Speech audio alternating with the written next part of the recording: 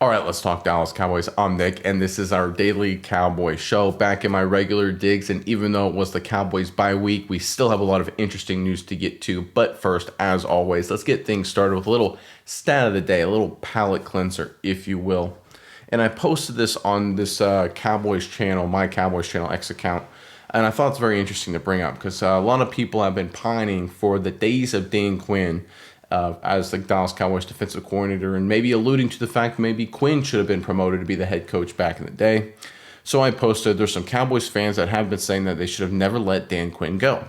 Well, Quinn's defense in Washington has given up a 36 a game over the last 5 and 28 a game on the year. Not saying Dallas's D is better, it isn't, but some context matters.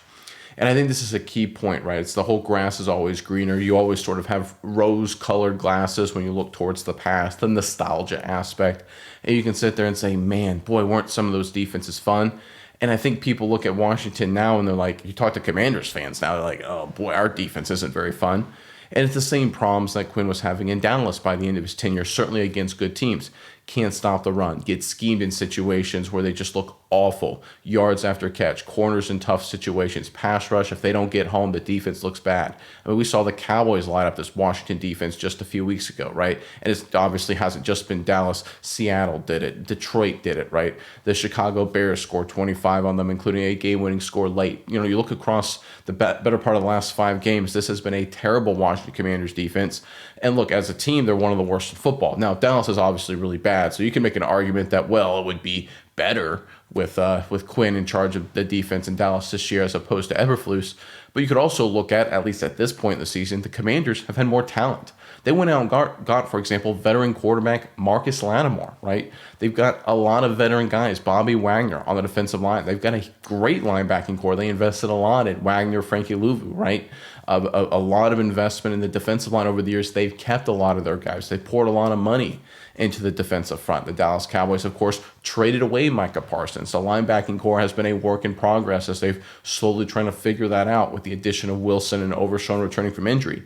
So from a talent basis, Washington was better, but from a production basis, they've only been a little bit better, right? And Washington went all in, of course, this year, very active offseason. People said A+, good job.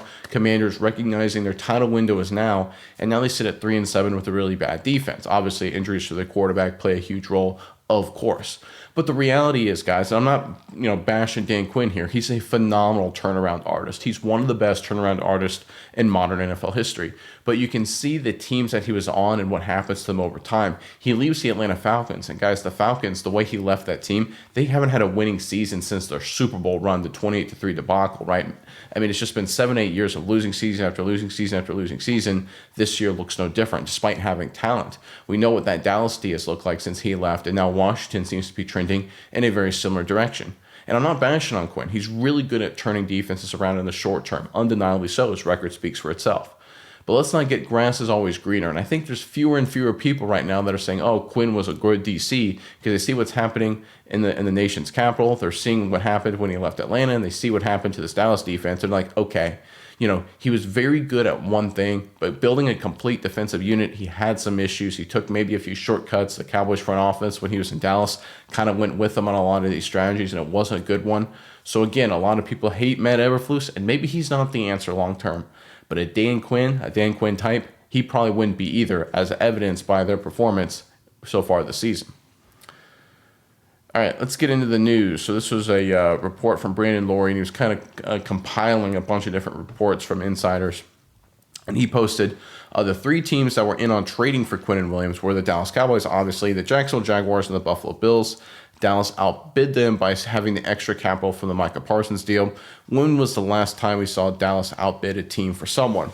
Yeah, I think from a Cowboys perspective, this was sort of the news of the day, right? I mean, there's a lot of sort of, over the past, 24, 48 hours, a lot of, under the radar, reports and things like that of what the Cowboys are doing or have done. And when it comes to the Quinnen Williams trade, it's like, yeah, they outbid someone for the first time. And someone made this point since maybe Amari Cooper's trade in 2018. Maybe when they were willing to go first round pick, and everyone else, I think Philadelphia was involved as a potential Cooper target, was only willing to surrender a second round pick. Obviously, that worked out well for Dallas. We'll see what happens with Quinnen Williams. But I think the reality is this is the front office that basically for the last 6 years has been just sitting on their hands, right? They've been a draft and develop. 100%. We're going to ride with that. Now, in their defense, there was a period of time in the draft where they crushed it. I mean, crushed it from, Leighton Vander Esch, CeeDee Lamb, Trayvon Diggs, Micah Parsons, Tyler Smith, right? You go through a run like that, and you're like, hey, listen, we may not need to ever sign a free agent, but the reality is you need to make the right trades. You need to build up your roster a bunch of different ways. And the Cowboys really haven't done that until this offseason. And they did it with George Pickens, and they have a chance to do it here with Quinnen Williams. A lot of people thought they overpaid for Pickens a little bit. A lot of people have said they overpaid for Williams.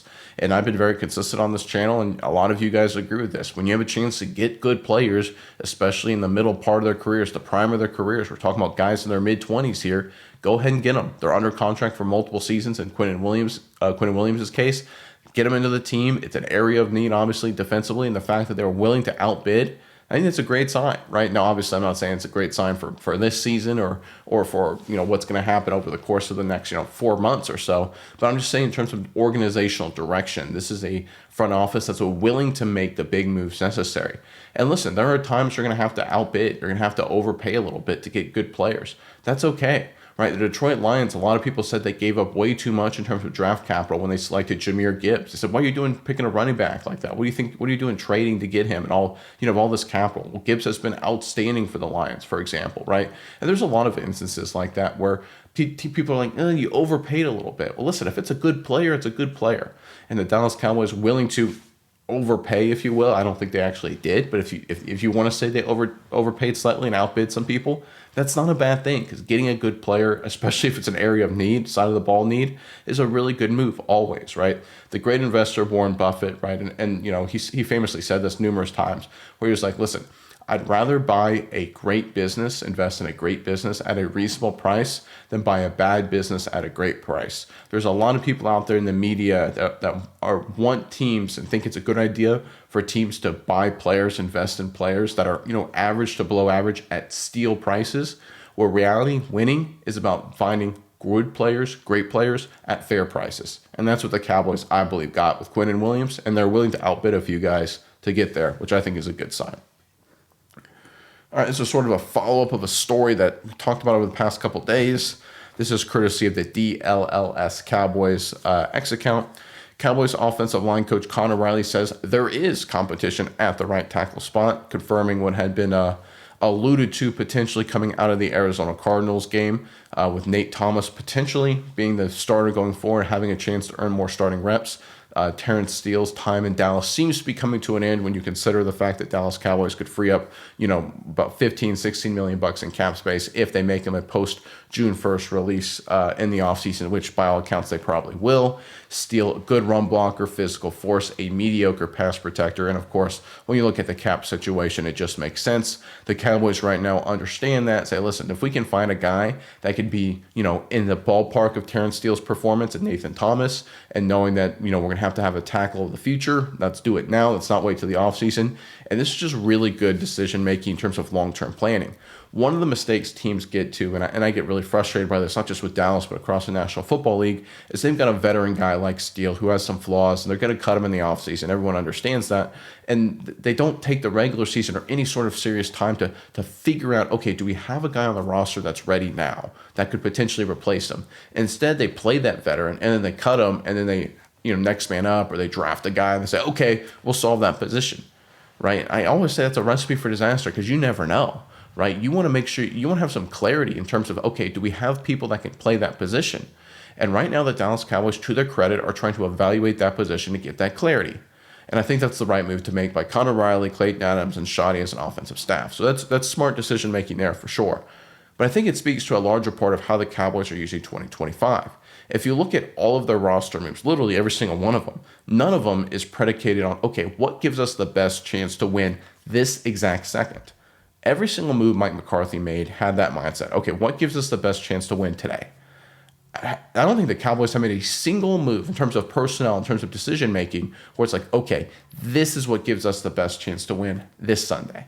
The Cowboys almost never do that, right? They benched Trayvon Diggs before the Packers game, right? They, said, listen, you made some, locker room issues. I don't care if it's a big game, we need you.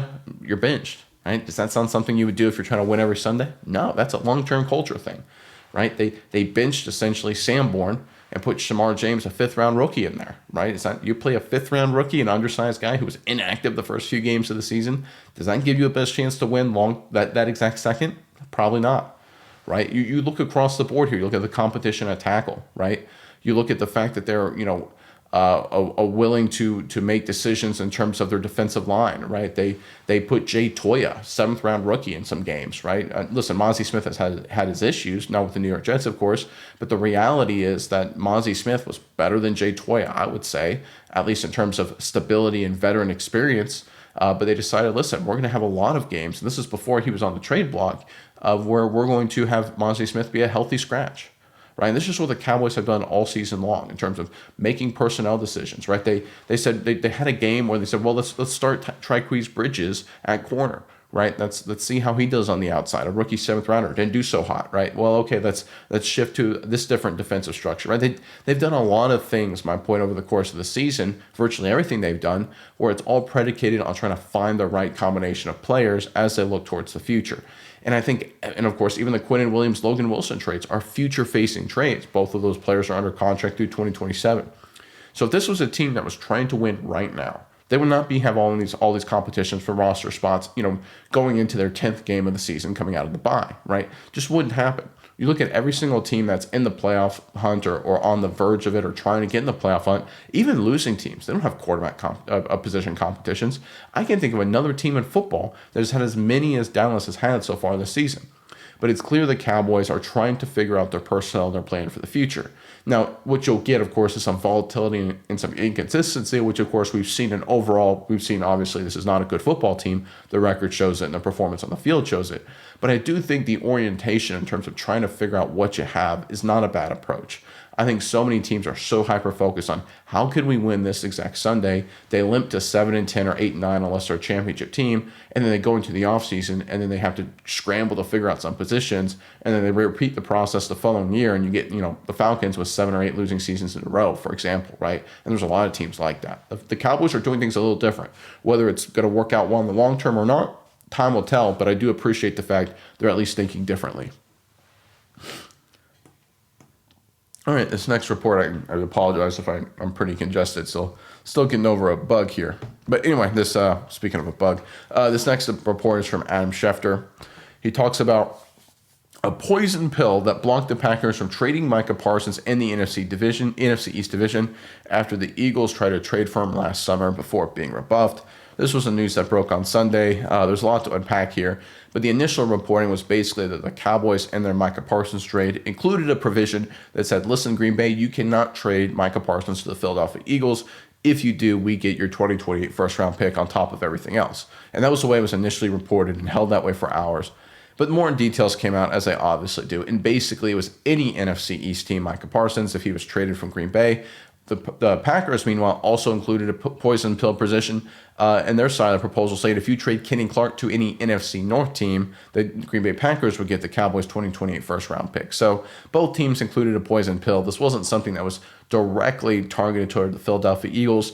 Adam Schefter, again, reporter for ESPN, his initial reporting and his initial posting on X basically heavily implied, and I'm not even going to say heavily implied, basically reported that the poison pill was only related to Micah Parsons and only related to Philadelphia, which obviously was a lie. Anyone with more research, as people who actually did their work after the fact, realized that was the case. So there's a couple things to focus on here. One, you have to understand, guys, and, Adam Schefter, I like to think he's a good person. I like to think he's a good husband and father and all that kind of stuff. But what he does and who he has become is basically the worst kind of reporter you could possibly imagine, because he will directly lie, obfuscate information, hold out details, and be late based on, whether it's his masters over at ESPN, his bosses, forcing something down, whether he's got contacts that he's trying to, his agents that he works with that he's trying to make them happy, or whatever. This is a guy who has no spine. He's a guy who has no sort of any bearing on reporting the truth. Because the obvious truth, as it came out via numerous multiple reports hours later, was that, both teams put a poison pill in terms of trading their players to other teams in their divisions. That kind of makes sense, I guess, right? And okay, that sounds fair. But that was not the initial reporting from Schefter. He was doing this to obviously create engagement because it's the Cowboys and Micah Parsons, trying to get a lot of likes, a lot of clicks, a lot of views, whatever you want to, whatever his metric is. And this is just disgusting, right? Listen, it's one thing to be hyperbolic. It's one thing to, sell something that's maybe that's not a big a deal as we thought, or something like that. It's another thing to directly hide, obfuscate information for hours on end to push a certain narrative so you get more attention. That's not what reporting does. That's not what reporting is. At least that's not what good reporting is. This is really terrible here by Adam Schefter. And listen, I think he waited after the fact to correct it, or to give more details. But you'll notice if you go through and look at the post views, his initial one has 5 million. All the follow-up ones have 1 million, 1.4 million. So the intention, what he was trying to do in terms of getting more clicks, views, whatever, succeeded. And I think it's disgusting. I think it's one of the reasons why I really try and focus on beat reporters and giving them credit when it's time to for the news they report on, for the scoops they deliver. Because the reality is that the Adam Schefters of the world, and there's other people like it, I don't have to name them all, these are just not good people, right? These are people that are directly lying and obfuscating information. And they come under this bearing of they wear a suit and tie and, we got an NFL insider, and he's, it's clean cut Adam Schefter, doesn't look, physically intimidating and all of that. But the reality is what he is deliberately doing is lying, it's immoral, it's wrong.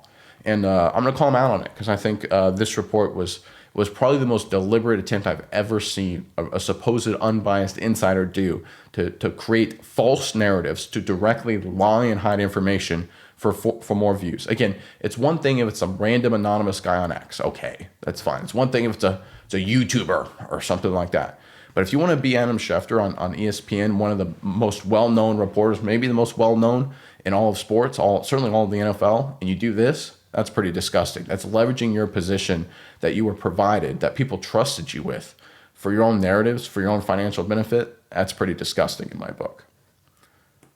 All right, this next report, courtesy of Brian Broaddus, is following up on what I talked about yesterday. I talked about Trayvon Diggs and the fact that Broaddus reported that there were some issues with what Diggs was doing, and that Al Harris let him get away with too much. And he was responding to someone asking him about it on X. Someone asked him, is it usually on the specific position coaches to discipline players for off-the-field issues? Or by off-the-field, do we mean things like being late for meetings? And then Broaddus responded, a little vague here, of course, you're on the right path, saying essentially, I think, that he was late for meetings and not being involved with the team under Al Harris, and it was just allowed to slide. Yeah, that seems like it could be the case, right? This is a guy who, lashed out publicly. There were some issues with Eberflus. People sit there and say, why is Eberflus kind of, when Diggs said something and Eberflus was asked about it, Eberflus, I forget, famously said, we don't like grits or something like that, whatever it was. It was a weird thing. It came across kind of weird. Like, that's kind of a weird thing to say. But yeah, I think this is something that goes back to Dan Quinn, and the defense he was allowed to lead, and the staff he was allowed to lead in terms of what they did defensively with an incredible amount of talent. And obviously they played that great one-trick pony of phenomenal pass rushing and, attacking at all times, getting pick sixes, takeaways, and overwhelming bad teams, struggling against the good. But it also created cultural issues. And I think that's something I talked about the past couple of days. We talked about the great unwinding that needed to occur in terms of the lack of talent on defense since the latter part of the Dan Quinn era, going from 2023, 2024, now to 2025, unwinding all those talent issues that were essentially covered up. There was also a lot of unwinding of cultural issues, right? We had guys late to meetings. We had guys, reportedly, allegedly, I'm not saying he was. This is sort of, read between the lines a little bit here. But, there have been signs of this, and not just with Trayvon Diggs, with other players, of course, over the past couple seasons. And I just think, we saw DeMarcus Lawrence, for example, doing pretty good things in Seattle. He came out and said a few things. He was very critical of Micah Parsons. And I'm starting to think here, when you look at the relationship between Diggs and Parsons, I was a big defender of Parsons for a large portion of basically 2024 when he was, very demonstrative. And I said, listen, this guy wants to compete, he wants to win. I'm not going to bury an athlete for being very vocal and demonstrative after a tough loss and, something like that. But now that time has passed, and you look across what's going on, and you can see, okay, DeMarcus Lawrence was very critical of Parsons. There's all these reportings about Diggs. There clearly was some cultural locker room issues with Diggs and Parsons, maybe some other folks, maybe some of them that are still even on the team, in fact, that the Cowboys have to root out and change culturally. And it's one of the reasons why I think there's been so many issues this season, so much headbutting, because a lot of these guys, and I'm not picking on Trayvon Diggs, I'm just going to, just say it just globally for the entire defense, for the entire roster, a lot of these guys have been used to one standard. Like, hey, listen, it's a country club mindset, as everyone alludes it to. And now Shoddy's coming in, new staff's coming in. They're trying to impose something different, and they're pushing back on that. And I think that's what's one of the reasons we've seen some inconsistencies across the season, as some of these veteran players have been used to a certain thing, and now they've been handed another thing, and it's been a lot of headbutting. And listen, I think it's part of the issue Shoddy has to work through this season and going forward, right? It's not just the great unwinding of the talent deficiencies and improving the roster. It's the cultural issues, which is why bringing in Wilson, bringing in Quinnen Williams, right? Being more active in terms of trying to add veterans, getting rookies some playing times, right? Why do you think Shamar James got a lot of playing time, right? Why do you think they're happy to give Ezra Raku and Jadeveon Clowney, give them starter reps and make them starters eventually, right? It's. I think a big part of that is, why would you think they were so happy to play a lot of new corners, Reddy Stewart, Bridges, Kyrie Elam? Like, well, why would they do that, right? Obviously the injuries, I get it. Revel, Butler, Bland, of course, I get it. But I think there was a lot of cultural issues. They're like, listen, let's just play the rookies. Let's just play the young guys. Let's play the new guys, right? Because some of these guys that have been here a little bit, they're not really bought in. They don't understand what we're trying to do. And I mean, that was going on, as well as the talent issues. So we could have a double-edged effect here on defense that's been really hurting this team, and it's going to take time to unwind it all. All right, this next report is just shouting out Dak Prescott. According to Bleacher Report, he says Dak speaks to his old high school team after the passing of Marshawn Nealon and delivered a great message about being with each other and brotherhood and things like that. And don't want to spend too much time talking on this. We spent a lot of time in the past couple of days, but it just shows, again, this is high school, his former high school team, when he's donated over $1 million to the program. So it just shows the kind of person that Prescott is. He's a good person, good leader of men kind of guy. It's good to see, right? There's been a lot of stories of players and quarterbacks that don't do this kind of thing, and that aren't this vocal, that aren't this committed. There are a lot of really great stories. Guys with charities, guys that give a lot of money, and they're outstanding. Prescott takes it to a whole nother level. I mean, he's literally there in person. He's devoting his time on top of his money, on top of creating a foundation for all this kind of stuff. So it's fantastic work by Prescott, and I want to shout it out. Again, one of the many reasons why he gets paid what he gets paid. Obviously, his performance on the field has been good this season. Last couple of games a little bit disappointing, of course, but net everything's been good with Prescott at the quarterback position. We'll see how he does after the bye. But I think the reality is, one of the reasons he gets paid what he does is because of things like this, in terms of being the perfect prototypical example of what a franchise quarterback should be. So A+ there from Prescott. All right, this next report was something I posted on X, and over the bye week, you have time to kind of think about a few things and look at talent and look at history and try and figure out where the Cowboys were, where they've been, where they can go, and just kind of look back. And that's one of the things that I did here. And I was looking at Shoddy, and I was saying, okay, let me compare him to the teams he took over, right?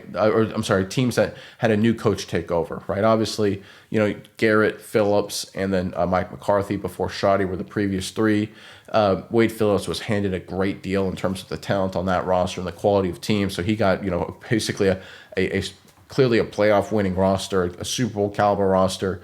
So I said, okay, let's put that to the side, because that's obviously not what Shoddy was inheriting. But let's look at Garrett, and let's look at McCarthy, and specifically Garrett, who became the full-time head coach in 2011. And 2012, of course, his second full-time year with the Cowboys. He was the interim in 2010, and he had obviously been with the franchise for a number of years.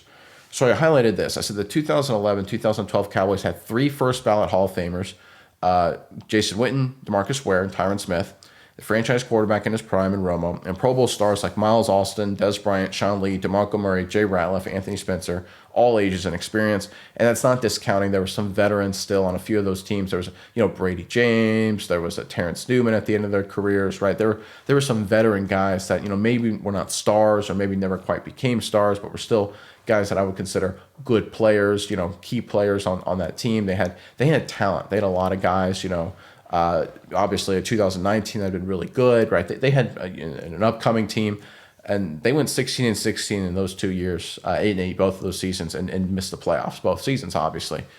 And I look at that to the 2025 Cowboys, and it says there's no clear first ballot Hall of Famer on this team. I mean, maybe something will emerge, but I don't think anyone looks at this roster and says, oh yeah, there's something special. By 2011, everyone understood DeMarcus Ware was special. Jason Witten was special.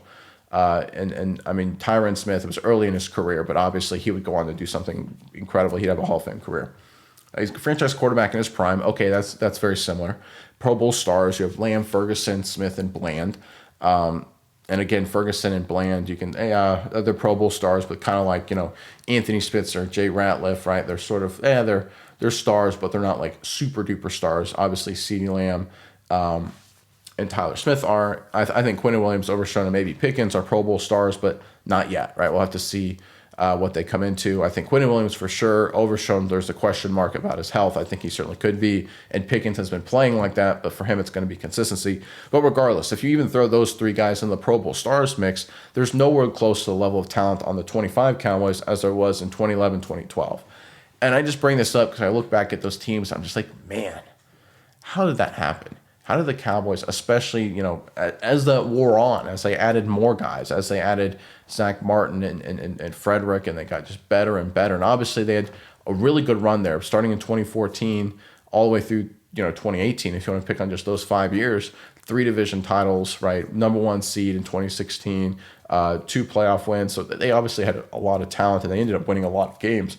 But boy, those 8-8 seasons, when you have Hall of Famers, when you have prime franchise quarterback play, I mean, how do you not get success out of that? And I think the Jason Garrett hiring, I still look at that as one of the more disappointing things the Cowboys have ever done, because they just were so stacked. They were so stacked. The fact that Jason Garrett couldn't basically do what Wade Phillips did and turn in like regular 11, 13, 9-win seasons, and that he went 8-8, 8-8, 8-8, 8-8. I mean, it's such a disappointing era for the Cowboys, because especially the division wasn't great, right? 3 straight years the Cowboys could have won the division if they'd won the final game of the regular season against their division rival. So they were right there every single time. And it just speaks to, again, sometimes when people talk about, well, why haven't the Cowboys won a championship? Why haven't they made a serious deep postseason run in so many years? I look at that. And I say, listen, they had the guys. They had everything they needed. But coaching held them back, right? They had, it's one of those things that's so frustrating, because really the 2007 through 2012 Dallas Cowboys, just picking on that 6-year window right there was championship teams there. I really believe, if you look, again, that's just the talent speaks for itself. There were championship teams, probably 3 legit championship teams in that window, and they got 1 playoff win, I think, total, with Wade Phillips and Jason Garrett. Comes down to coaching sometimes, guys, and a little bit of luck and timing too. All that matters as well, right? Obviously, Romo had injuries in 2010. Everything kind of fell apart in 2010. It just, luck matters. I get that. But boy, oh boy, were there championship teams right there. 2014 was magical, but Romo, again, that was one magical season. He was at the end of his career, 15 hurt. Prescott was magical, but he was young in 16. And, by the time Prescott grows up and matures, all of this talent, the Hall of Famers are gone. The offensive line is older. Frederick is gone. And then you go through 21, 22, 23. And now we're here today. And they're trying to rebuild and recycle. And again, they had that window. They really, really did. From 07, really you can make an argument in 2006, but certainly from 07 to 2012, and to have 2 playoff appearances and 1 playoff win. That's just a tough when you look at the talent, just the sheer talent, Hall of Fame, All-Pro talent on the roster. And it does say, though, it speaks to if the Cowboys can get that back, big if. The goal is to see, okay, can Shoddy be the guy to maximize it? And I think that's the question to ask going forward. If the Cowboys can get that talent back, is Schottenheimer to do it? And listen, we've seen him perform well despite a rash of injuries as a coach. Obviously, the last 2 games have been poor coaching performances by Shoddy. Calling a spade, right? He's not the only reason they lost, but let's be real here. It wasn't exactly his 2 best performances after some really great coaching games, especially with the injuries. But I think that's the question. When's is Shoddy the right guy? Is Eberflus the right DC? So on and so forth. If they rebuild the talent to push them over the promised land, and I guess we'll find that out over the rest of the season and in the seasons to come. All right, I want to recycle back to my preseason predictions and give some post-bye predictions, because one of the things about predictions, you always want to evaluate them after the fact, because anyone can make 30 predictions and then find the one thing they got right and then make themselves look like a genius. So I had 3 core preseason predictions that were after the Parsons trade, right? I had a few before the Parsons trade, but obviously once Micah Parsons got traded, that changed the dynamic in a few situations. So this is my top 3 predictions going into the season after the Micah Parsons deal. I said September would be rough. I said they had some injuries. Obviously, they had no depth at secondary. I said Overshown hurt was a problem. Micah Parsons gone. new defensive coordinator. I said it was going to be rough, and I was 100% correct there. And that roughness actually extended really in a lot of ways all the way up until now. I think the fact that Deron Bland then got hurt after I made this prediction, Diggs' issues, the safety injuries really reared its ugly head. So, I thought September, I said, would be 100% rough. And listen, to be totally honest, it could have been worse, right? If it weren't for great Prescott games against New York and against Green Bay, I mean, the Cowboys they could be 0-4. I mean, very realistically, they could have started off on an awful pace. But Prescott kind of kept, and shoddy too. That's where he gets credit, by the way. The Giants, the Jets, the Washington, Green Bay. I mean, those were games. Certainly, the Giants and the Packers, for sure, were games where, like, man, if it weren't for Prescott in that offense, they were in trouble. And the injuries that they were able to overcome against Washington and against the Jets to put up really good offensive performances. That's Prescott. That's shoddy. So it could have been a lot worse than it really is, guys. I mean, if you look at, if you just take a step back and say, man, they're down what? Their top receiver, their number 3 receiver, and 4 out of 5 offensive line, and their number 2 running back going into the Jets on the road. That's it's not a good situation. Similar situation, although they're a little healthier on the offensive line against the Packers, one of the best teams in football. They walk away with the tie. That's coaching. That's quarterback play that got them there, right? It's a good job that they were able to survive the way they were. But yeah, my prediction there, I say I got that one pretty right. The early season definitely was rough, and it could have even been more rough. I said Dak would bounce back. My logic was regression to the mean of his career. I said 2024, even before the injury, when you looked at his numbers, they were just sort of an outlier to the negative. And I said, listen, he doesn't need to, if he just plays sort of plays normal Dak ball, he'll play a lot better. And he's played very well. So, I give myself a credit there. I didn't predict that he would do as well as he had in some of these games, but I just said logically, listen, his numbers were his worst in 2024. He's got a new offensive coordinator, new offensive staff. They added Pickens, right? Offensive line still had some new pieces, right? We don't know how good Tyler Booker would be. Questions about, of course, Guyton and all of that. But the reality was, running back position was a huge question mark even at that point.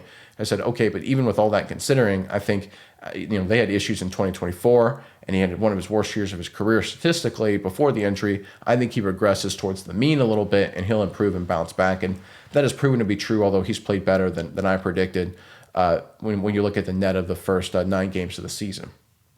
On my third prediction, I said the Cowboys would play a ton of close games. Not really. It certainly felt that way at the beginning of the season, but it's kind of fallen off as of late. Blowouts against the Jets and against the Commanders, and then blowout defeats against Denver and, of course, against Arizona. That being said, even their 2 blowout losses, I honestly think if they don't become turnover fest, obviously if Javonte Williams doesn't fumble against Arizona, that's a 1-score game of 3.5 minutes ago. I mean, that's a nail biter down the stretch. And if they don't have just an incredible amount of turnovers against the Bears, I think that becomes probably a 1-score game down the stretch as well. I think they still lose both those games, but it feels closer. So, but the reality is the turnovers happen. You can't ignore them. So, yeah, I think the third prediction, it looked like I was going to be correct, but it turned out not to be so, at least through the first half of the season.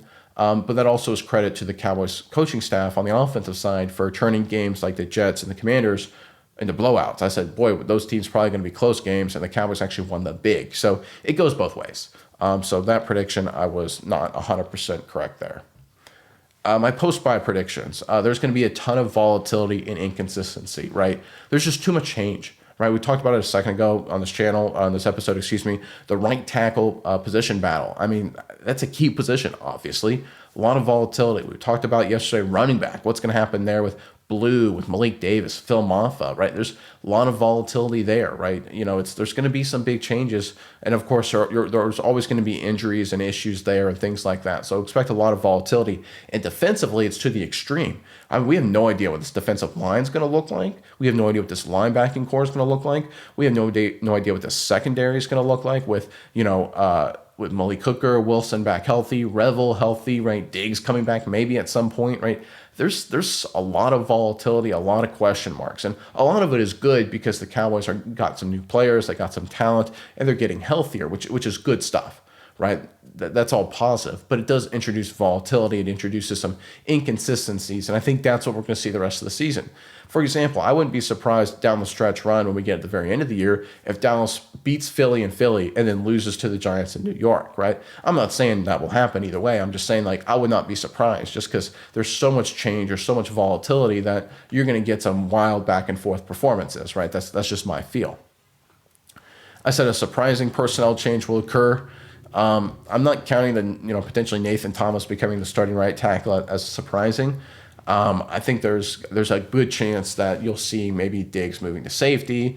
You may see a few other weird things happen across the board. Just something to keep an eye on. It could be Phil Mafah gets a lot of carries, whatever it may be. It could be Jalen Tolbert gets released and Flanoy gets a lot more opportunities, whatever it may be, right? I think there's going to be one more to come. I really think there's, outside of the ones we already know about, right? Of course, we already know about the trades and Overshaw returning and Revel potentially getting a lot of reps. We know about those. So I'm just going to focus on other ones, and I think there's at least one more surprising one that will occur.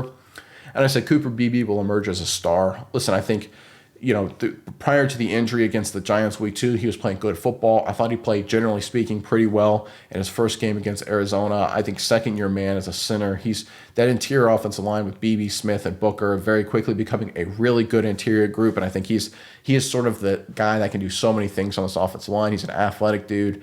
He's physical, pass protection. I think he's going to get better and better and emerge as a star up front. He doesn't get a lot of hype, doesn't get a lot of attention, but I think he's going to become, by the end of the season, a Pro Bowl caliber player. All right, so those are my predictions. You can hold me to them as the season progresses.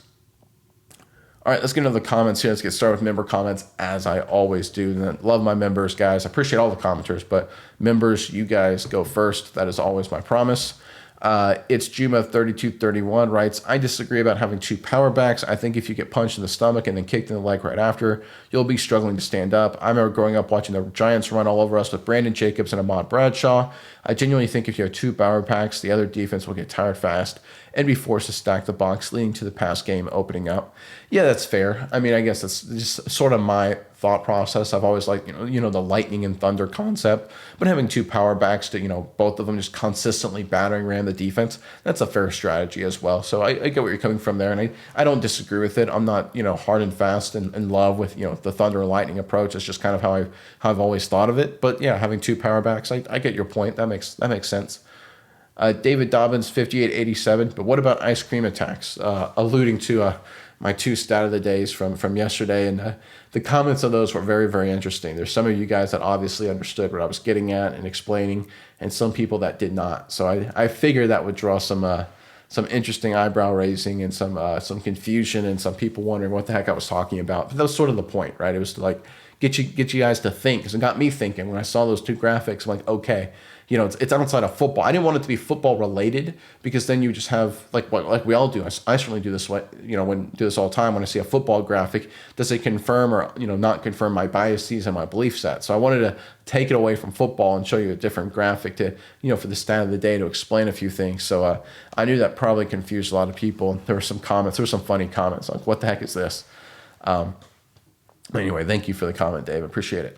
Aggie for Life 77 writes, something tells me we will draft another running back in the draft with our 4th. That or either go after Hall from the Jets. I don't see them throwing a lot of money at Williams. It all depends, right? I don't think they should throw a lot of money at Williams, but Javonte Williams had a nice season. They like his blocking. They like his fit in the room. So I don't disagree that they may go another running back, although you have Blue, you have Mafah. You already have 2 young guys, right? At a certain point, you just got so many resources at that position. My guess is they probably assuming they re-sign Williams, which I think they probably will, my guess is they probably take an offseason off at the running back position for adding guys and just say, listen, let's see what we have, right? Let's at least evaluate these guys. And unless they really don't like what they've seen from Blue or Mafah during the season, then maybe they go that way in the draft. But I think if they're able to re-sign Javonte Williams, and I think they will be, I think people aren't just lining up to pay running backs a lot of money these days. I don't think they go running back in the draft. But if Williams does walk, if some other team decides to just give him a huge amount of money, then I could see them definitely going, like you said, running back in the 4th round. Milton Harmon, 1458 writes, I really enjoy your show, bro. I don't care where you're at. Just keep them coming. Get better, though. We need you for the second half. Go Cowboys. Yeah, I still feel like, I'm sure you guys can tell, looking at me and just the way I sound, it's just like garbage. Like it's little kids, man. You catch every single disease in the book. It's bonkers stuff. All right, this is from Jared Goldberg, 4904. Just amazing. Teams like Tampa Bay and Atlanta find all these defenders nobody ever heard of in the 2, 3, and 4th rounds and have good defenses. Also, New England is looking fantastic with first-year head coach and second-year quarterback. Meanwhile, our Cowboys have been mediocre for 30 years. Just frustrating, man. So there's a lot of biases there. There's a lot of recency bias there. And listen, the Atlanta Falcons are 3-6. The Atlanta Falcons I don't think they've had a winning season since 2017. Right? You talk to Falcons fans, they're devastated. They don't know what to do with the franchise. They had literally Matt Ryan, they went to Kirk Cousins, they had some interlopers in between, and now they have, Michael Penix Jr., second-year man, supposed to take a big leap. They invested a lot in their defense, and they hit on a lot of picks. They've got a good offensive line. They've got star running back, star receiver, right? The young offensive play caller, veteran coach to be the leader, very winnable division, right? And, past 5 years, that's what the NFC South has been. And the Falcons have just lost, and are 3-6. We'll see how they go the rest of the season. I mean, you want to be the Atlanta Falcons? I sure don't want to be the Atlanta Falcons. When you talk about Tampa Bay, listen, Tampa Bay is good. They've done a lot of really good things for sure. But are they a Super Bowl team? I mean, seriously, are they a Super Bowl team? Are they a championship team?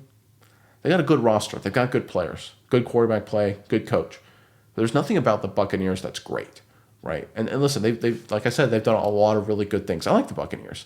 But the reality is, I mean, we've seen this Buccaneers team last year. We've seen it the year before. They'll win 10 games, probably, maybe 11 or so. They'll get into the playoffs, and they'll be the team that the 5 seed in the NFC is like, okay, I'm glad we have to play the Buccaneers instead of having to play the Rams or go to Philadelphia or go to Detroit or something like that. At least we got to go to Tampa Bay. That's an easy draw. We got the easy draw. Right? That's what the Buccaneers have been essentially since 2022. Good football team. Really good football team. Well coached. But the team everybody wants to play in the playoffs. Now listen, that's not, they're winning a lot of games. So I'm not hitting on Tampa. They're a much better team than Dallas this year and last year for sure. Although Dallas, of course, did beat them in Sunday Night Football last year in one of the more impressive wins that Dallas bunch had in 2024. But do you want to be Tampa? Do you want to be Atlanta? And when you talk about New England, right? Oh, they've been mediocre for 30 years. Dallas stinks. Listen, if you go back and New England won their Super Bowl in 2018, right?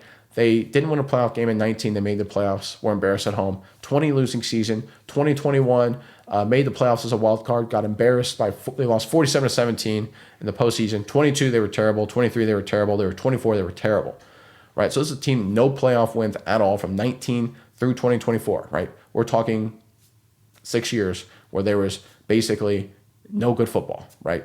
No playoff wins, a lot of losing. I mean, you look at the Patriots were one of the worst teams in football really 3 straight years, for 22, 23, 24, right? And so you're sitting there saying like, why can't the Cowboys be like the New England Patriots? I get it. The Patriots had their dynasty and things like that, but they were terrible. I mean, they had to work through 8 wins, 2, 4, and 13 seasons back to back after a losing season before that. After kind of like a fool's gold season in 21 where Belichick had a great coaching job. And then before that, they had a losing season in 20, their first year without Brady.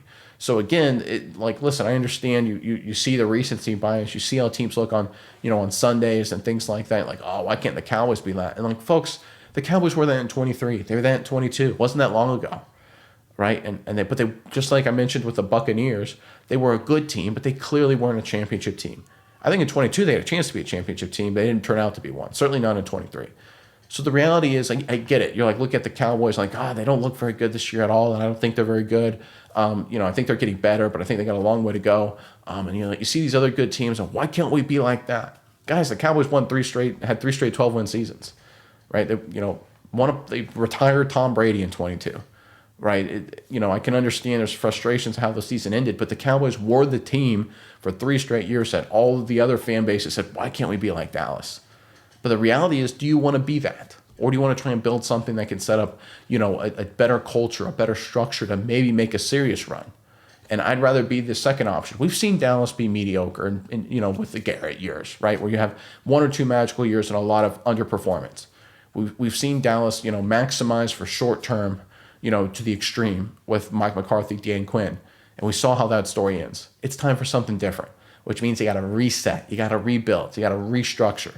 That's what the Cowboys are in right now. And it's going to take time, but at least they're changing their approach. Because if they could maximize guys and try and go crazy, and they could have hired a different head coach and find a way to get to 8-8 or 8-9 or 9-8, whatever, right? Maybe sneak into the playoffs at 10-7. And they lose in the first round, and we all look around and be like, okay, now what? Do we want to do that again? Guys, I've done that since 2011, right? With the exception of magical years in 14, 16, 18, and then 21 and 22, right? So again, we're talking 13, 14 years where the vast majority of the seasons, total disappointment, right? And then the other seasons were playoff disappointment. So do you want to keep doing that? Do you want to win 8, 9 games a year? Do you want to be the Pittsburgh Steelers? They're 5-4. They went all in this year. Steelers are 100% all in. They're 5-4. They'll probably make the playoffs. They'll probably lose in the first round. They'll be another wild card team. Hey, that's great. Do you want to be that? Or do you want to try and build something more? It's a choice you have to make. As a fan, what do you want? And I think that's something the Cowboys have decided this season. They're done with that approach. Is it the right move? Time will tell. All right, this next comment is, if they don't play Phil Maffa, the coaching staff should be fired. A good coach can fit any player in the system. The system should fit your players. Well, unless Phil Maffa obviously isn't as good as the other players, right? I mean, that obviously goes without saying. Eddie Jones, 8540, writes, Dak does not trust blue in protection, therefore it's a limited amount of looks as soon as he comes on the field. Marty's boy was always angling for power run game. Vontae is Ernest Biner and Maffa is Kevin Mack. Well, that's an interesting comp. That actually makes a lot of sense. That's what Shoddy going to deploy down the stretch. Training camp when Dak was trash talking in a professional way. Trayvon said, shut your butt up, go back and look how Dak looked at him. Never been right since, and his little weird or peculiar relationship with 11 and really how it looked versus Green Bay this year. Break all that up. Yeah, there's been a weird dynamic with Trayvon Diggs, that's for sure. I mean, I try not to read too much into some of the stuff like that, but it has been certainly very weird. Forever Runway Fashion 448 writes, Brian Broaddus doesn't know what he's talking about. This defense stinks when you be frustrated and having issues with the gameplay of the team. Brian, get lost. Yeah, but I mean, I think Eddie Jones, I mean, he literally said in the previous comment, he reminded us that Diggs was doing this kind of thing, in training camp. And he reportedly was missing meetings or being late to meetings prior to this year. So it doesn't look like it's a, right now kind of thing. If it was just right now, I could understand. I mean, I talked about it at the time. If it was just this season, I could understand. But I don't think that's the case. I think it's, been something that's been going along, before the season and even in prior years. All right, this next comment is from Garrett Brinzer. Hopefully I'm pronouncing that, Garrett. JJ McCarthy has been watching too many David Goggins videos. Yeah, in response to the report about McCarthy adopting, a mean personality, his alter ego, which he named after his jersey number. Very, very weird to do that. I agree. D4Prez338 writes, I believe Diggs was supposed to be traded to the Jets instead of that second-round pick. I think he faked an injury to get on IR to not be trade bait. Diggs knows he's on the hot seat. Very interesting. I mean, I think there's, I don't want to say he faked an injury. I don't know, but it does seem very interesting, right? There's a lot of weird stuff with Trayvon Diggs there. But the one thing I will say that pushes back against that theory is that he's hurting his own value. You know what I mean, right? It's at a certain point, a lot of people already think Diggs has fallen off. If you add in the injuries and some weirdness, his value drops even more. But if he's plays and stabilizes and plays better, people will be like, oh, he is like potential teams in the future will be like, oh, he still can play, let's throw some money at him. Right now opposing teams are like, listen, he's fallen off a little bit and he's got all these injuries plus the weird stuff, not worth anything, right? And I think that's, again, maybe Diggs did that and he misconstrued the situation, maybe, but if he did, it was a stupid move because it clearly, to me, with the weirdness and the extra injury stuff, it just made him even less valuable when it comes to other teams. Jaden Blue just doesn't have the strength yet. This is courtesy of Freddie Flash. And yeah, I think that's certainly possible. It takes time for some of these guys to develop, right? He certainly has the speed and a little bit of burst, but he, maybe having the strength and pass protection or running the football, it may take time to develop. Players do develop. That is a thing. I want to give a shout out to CMO-DQ5KB. He comments, first like, first view, first comment, never happened on any YouTube video segments ever for me. My palate cleanser, if you will. Excellent segment, by the way. Thank you once again. No, thank you for the comment, and I want to see a lot more of your comments. I want you to chop it up in there with a bunch of other these guys and get your thoughts in there. Thank you for the like, view, and comment. It means a whole lot to me. But going forward, how about you get involved too, man? I want to hear what you have to say. I'm sure, like everybody else that comments in here, you got a lot of interesting thoughts, and I like reading what you guys post. I talk about it all the time. Gets my mind going and gets me thinking about what else we need to talk about when it comes to the Cowboys going forward. But thank you again for like all the people who, every single viewer, every single like, every single comment, every single, whether you hate me, love me, or somewhere in between, thank you all to all you guys. I really appreciate it. All right, we're going to have one more comment here because it's a little bit of a slower news day, so let's get another comment in here from Anchors Away 9893, regular commenter. Thank you, sir, as always. Not sure about millions of views, but you have a loyal following and great content, Nick. Thank you. Emmett was the only MVP. Harvey Martin was Defensive Player of the Year in 77. Mike was Defensive Rookie in the Year in 2021. Okay, there you go. Those are the awards that I was asking about. So one MVP. You literally have Roger Staubach, Troy Aikman, Tony Romo, Dak Prescott, and only one MVP in the Cowboys' history. That should tell you something. Tony Dorsett, throw him in there too. Yeah, that tells you a lot about the media bias against Dallas. When it comes to running backs, I like Maffa and Blue. I hope we keep both. Williams is a pleasant surprise. Hopefully we keep him as our starter. I don't know how I keep Williams, Osa, and Clark off the field, as he needs to be in there and maybe rotate some kind of D-line rotational package. I think that's a challenge that they're trying to work through now. I do think, worst case scenario, if Osa Odigizua plays, listen, every defensive lineman, they only play, depending on the starters, let's say 60% of the snaps to begin with.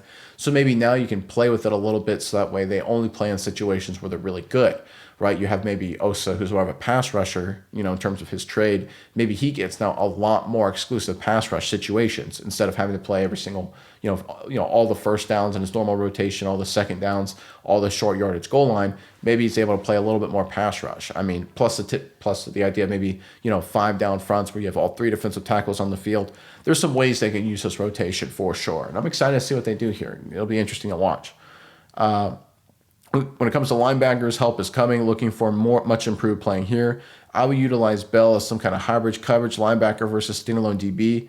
He's actually really good at that role, rover type. Yeah, he certainly had some moments doing that in 2023, but I kind of wonder a little bit if it was just the way the Cowboys were playing with a hyper pass rush and sort of like, okay, getting after the quarterback, go crazy, so Bell can play near the line of scrimmage and just be basically like a safety in the box kind of guy. And listen, if there's a role for that where it makes sense, go ahead. But I don't know if they have the personnel to play that. And what he showed on the field this season as a more of a traditional safety just hasn't been good. He's a disappointment. He was a guy that, hey, you get an opportunity, man. Let's see how you do. Maybe you can become a future part of this defense. And he's just struggled. And it was a big reason why, among many, that the defense has had issues, especially as the injuries to the safety position really started to mount. DBs, hopefully more pressure helps them out. Yeah, I agree. Eberflus still sucks. Probably ditch him unless there's a drastic improvement. Cannot have people running around wide open. If a guy gets beat, that's ability or talent. If one guy's out of place, he's an idiot. Everyone being out of place is coaching. Shawnee is a good coach. I think he can go on a run. Is he going to win the big one? Who knows? But this is certainly a paradigm shift and the one the Cowboys desperately needed. Anything can happen, but the season is likely a wash. Playoff window is still open, but I'd be shocked if they get in. Was optimistic, but realistically not likely. Yeah, I agree with pretty much everything you said there. I think the paradigm shift is important, that it does feel different, right? Even when the Cowboys were winning a lot of games, it didn't feel, there was never a sense of confidence that they had the culture and the offensive and defensive play calling structure. It was like, okay, can the talent win the whole darn thing or make a run this year?